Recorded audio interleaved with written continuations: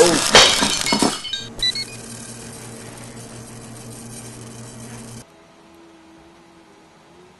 take a look at the carbon fiber blades for your mCPX from MicroHeli. They're some really nice looking blades that really make your plane look great, and they actually are really easy to install. Just, of course, pull the screws and put your new blades on. The reason I checked into them was because, with, of course, indoor flying, you have quite a lot of crashes, and you end up kind of busting up your blades pretty easily. And these carbon fiber blades are like twice the cost, but I figure if they last longer in crashes that they would be well worth purchasing in the long run. So got them, and again, they look really great. Put them on, and they really, again, like all the upgrades that you can get, make it fly really nice, and they sound great, look great, and for the relative cost, it really looked like they were worth it. So overall, they're a pretty nice set of blades, and I would definitely not recommend them.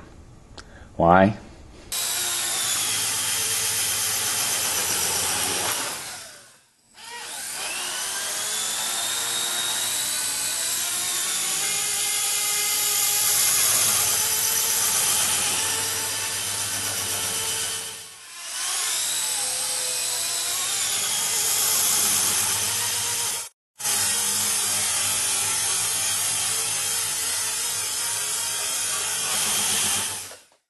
What happened was I flew them for a little while and had my typical crashes, and then all of a sudden one day it started that wobbling. This was kind of out of the blue to me. It's like, wow, what happened here? So I ended up going through the normal process of when you have shakes and rattles and wobbling type things. I cleaned all the servo motors and they were a little dirty, and readjusted the swash plate and the pitch and everything, got it nice and tuned up, put it down, and immediately did the exact same thing, all sorts of wobble.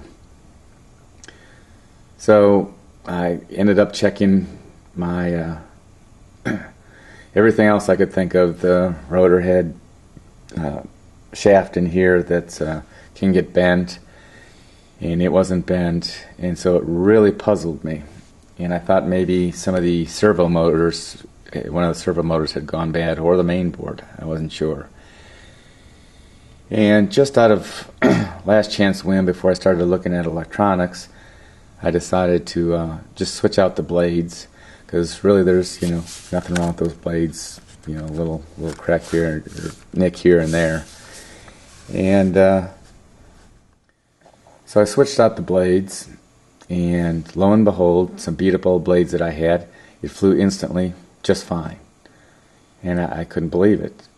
So I put the carbon fiber back on, and instantly it did that wobble that I showed you. So the ultimate cause, apparently, was just these little tiny nicks and little corners broken off in the blade itself.